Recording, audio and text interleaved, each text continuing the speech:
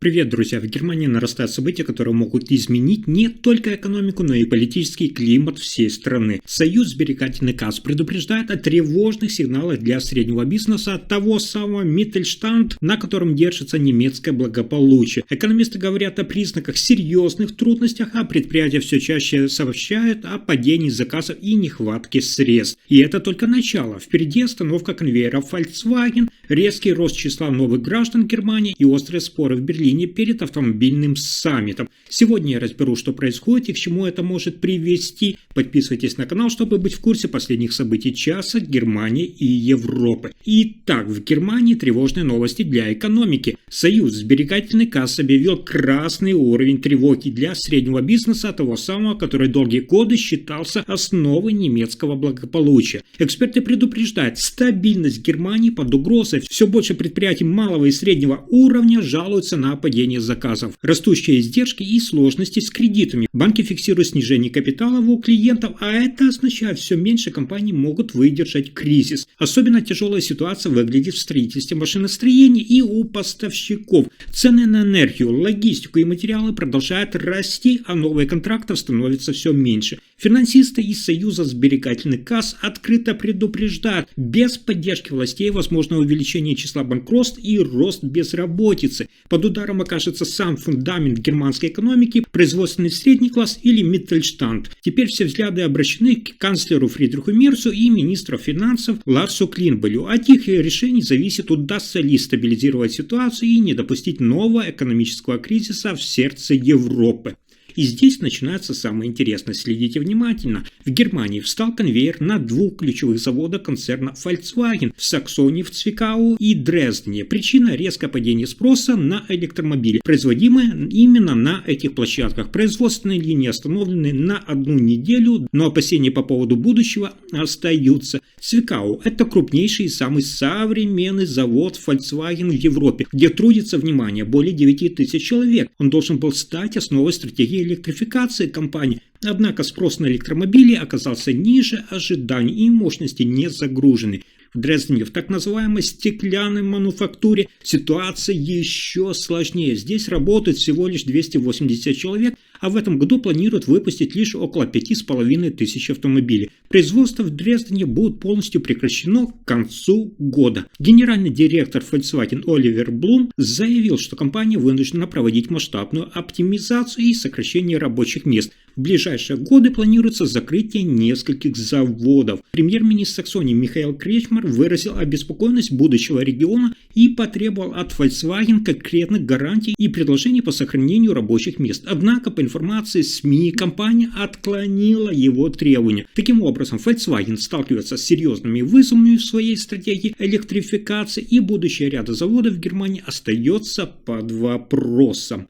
И это только начало. В Германии резко выросло число людей, получивших немецкое гражданство. Только в Берлине за первые 8 месяцев этого года паспорта Германии получили, внимание, более 27 тысяч человек. Это уже больше, чем за весь прошлый год. Такие данные опубликовало столичное ведомство по делам миграции. По словам главы ведомства, если процесс сохранится в таком темпе, к концу года гражданство Германии могут получить до 40 тысяч человек. Он отметил, что нагрузка на сотрудников колоссальная, из 179 рабочих мест заняты лишь 156. Правящий бургомистр Берлина и премьер-министр земли Берлин Кай Вагнер из партии Христианско-демократический союз ХДС объяснил рост числа натурализаций не ослаблением проверок, а наоборот ускорением процедур и цифровизацией системы. По его словам, новый федеральный закон и сокращение бюрократии позволили обрабатывать заявления быстрее. Напомню, что ранее оформлением гражданства занимались районные управления, но теперь все процедуры сосредоточены в одном ведомстве, чтобы навести порядок и ликвидировать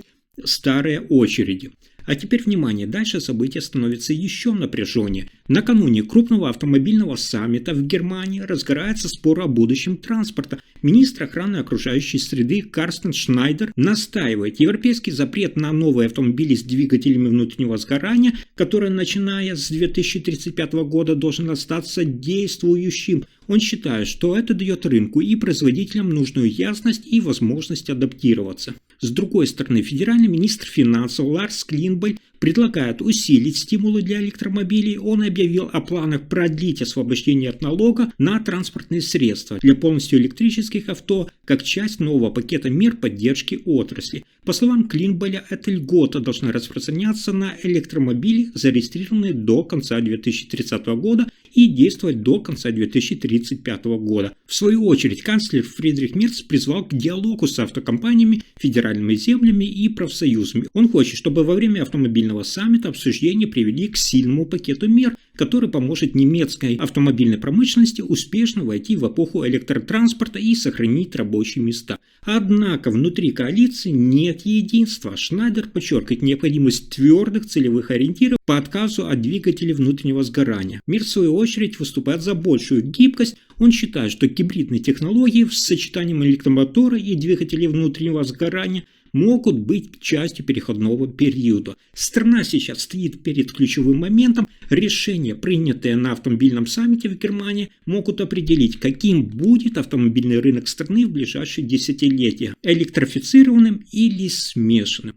Следующая тема заставила многих задуматься. В мировом торговом порядке началась серьезная встряска. Президент США Дональд Трамп вновь вводит пошлины, которые буквально подрывают систему глобальной торговли. Эту политику эксперты называют самым серьезным ударом по правилам Всемирной торговой организации за последние десятилетия. Одна из ключевых проблем – ВТО уже оказывается бессильно реагировать. Например, механизм урегулирования споров фактически парализован, поскольку Соединенные Штаты Америки блокируют назначение новых членов апелляционного органа. Если страна решит обжаловать новые тарифы Трампа, ее шансы получить справедливое решение становятся минимальными. Юристы из Базеля считают, что Трамп намеренно показывает, он действует вне рамок международного права, игнорируя обязательства членов ВТО. Институт экономических исследований ИФА уже назвал нынешний курс эпохальным переломом. По мнению его аналитиков, Европа должна срочно укреплять собственную торговую автономность и уменьшить зависимость